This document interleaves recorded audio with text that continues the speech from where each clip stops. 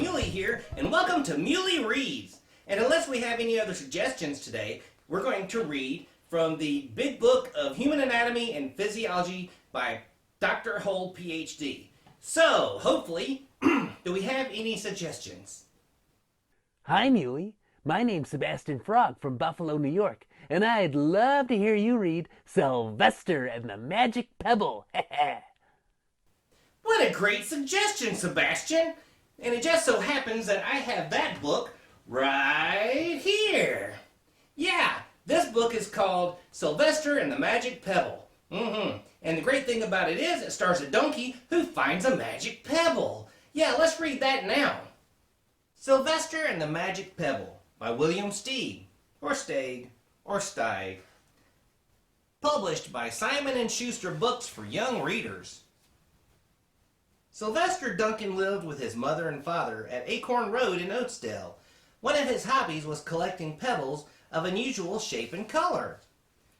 On a rainy Saturday during vacation, he found a quite extraordinary one. It was flaming red, shiny, and perfectly round, like a marble.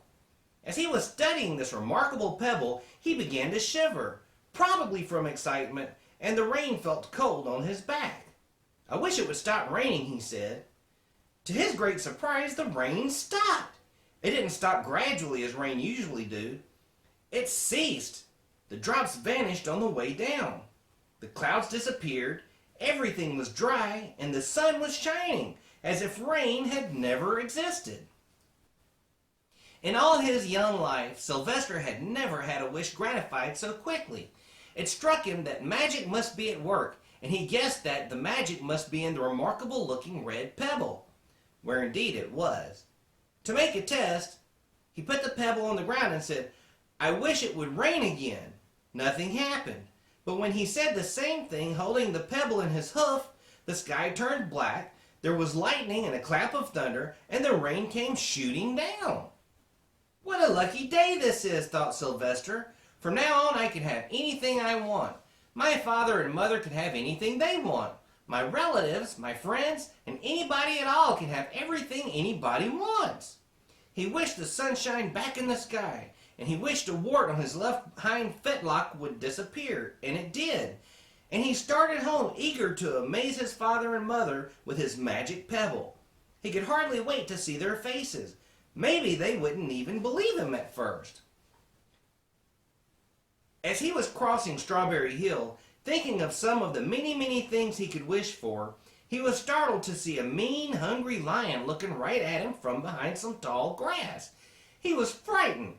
If he hadn't been so frightened, he could have made the lion disappear, or he could have wished himself safe at home with his father and mother. He could have wished the lion would turn into a butterfly, or a daisy, or a gnat. He could have wished many things, but he panicked and couldn't think carefully. "I wish I were a rock," he said, and he became a rock. The lion came bounding over, sniffed the rock 100 times, walked around and around it, and went away confused, perplexed, puzzled, and bewildered. "I saw the little donkey as clear as day. Maybe I'm going crazy," he muttered. And there was Sylvester, a rock on Strawberry Hill, with the magic pebble lying right beside him on the ground, and he was unable to pick it up. "Oh, how I wish I were myself again," he thought, but nothing happened. He had to be touching the pebble to make the magic work. But there was nothing he could do about it. His thoughts began to race like mad. He was scared and worried. Being helpless, he felt hopeless. He imagined all the possibilities, and eventually he realized that his only chance of becoming himself again was for someone to find the red pebble and to wish that the rock next to it would be a donkey. Someone would surely find the red pebble. It was so bright and shiny, but what on earth would make them wish that a rock were a donkey? The chance was 1 in 1,000,000,000 at best. Sylvester fell asleep. What else could he do? Night came with many stars. Meanwhile, back at home, Mr. and Miss Duncan paced the floor frantic with worry. Sylvester had never come home later than dinner time. Where could he be? They stayed up all night wondering what happened, expecting that Sylvester would surely turn up by morning, but he didn't, of course. Miss Duncan cried a lot, and Mr. Duncan did his best to soothe her. Both longed to have their dear son with them. "I will never scold Sylvester again as long as I live," said Miss Duncan, "no matter what he does." At dawn, they went about inquiring of all the neighbors. They talked to all the children, the puppies, the kittens, the colts, the piglets. No one had seen Sylvester since the day before. They went to the police. The police could not find their child. All the dogs in Oatsdale went searching for him. They sniffed behind every rock and tree and blade of grass, into every nook and gully of the neighborhood and beyond, but found not a scent of him. They sniffed the rock on Strawberry Hill, but it smelled like a rock. It didn't smell like Sylvester. After a month of searching the same places over and over again, and inquiring of the same animals over and over again, Mr. and Miss Duncan no longer knew what to do. They concluded that something dreadful must have happened and that they would probably never see their son again, though all the time he was less than a mile away. They tried their best to be happy, to go about their usual ways, but their usual ways included Sylvester, and they were always reminded of him. They were miserable. Life had no meaning for them anymore. Night followed day and day followed night, over and over again. Sylvester on the hill woke up less and less often.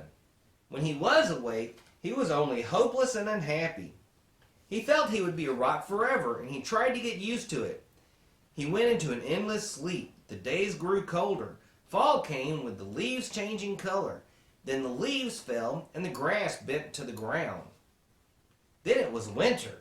The winds blew this way and that. It snowed.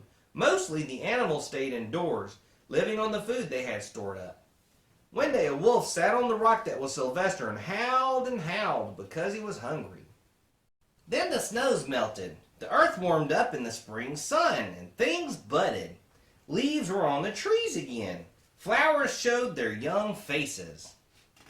One day in May, Mr. Duncan insisted that his wife go with him on a picnic. "Let's cheer up," he said. "Let us try to live again and be happy, even though Sylvester, our angel, is no longer with us." And they went to Strawberry Hill. Miss Duncan sat down on the rock. The warmth of his own mother sitting on him woke Sylvester up from his deep winter sleep. How he wanted to shout, "Mother, Father, it's me, Sylvester, I'm right here." But he couldn't talk. He had no voice. He was stone dumb. Mr. Duncan walked aimlessly about while Miss Duncan set out the picnic food on the rock. Alfalfa sandwiches, pickled oats, sassafras salad, Timothy compote. Suddenly Mr. Duncan saw a red pebble. "What a fantastic pebble!" he exclaimed. Sylvester would have loved it for his collection. He put the pebble on the rock. They sat down to eat.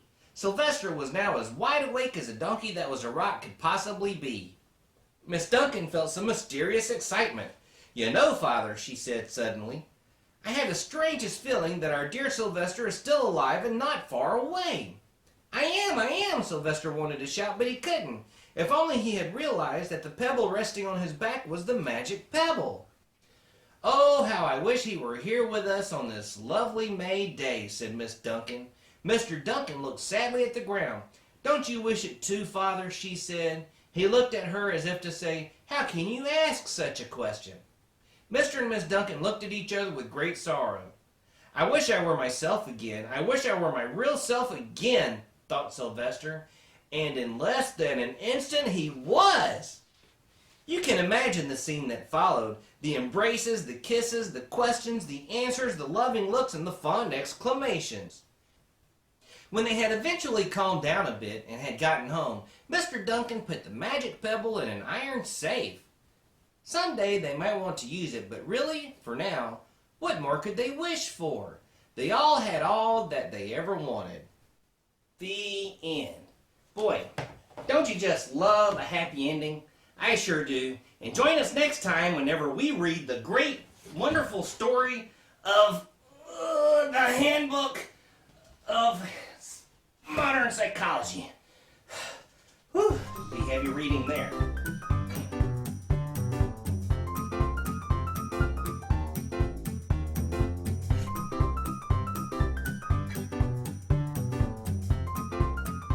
And I'd love to hear you read Sebastian and the Magic Pebble.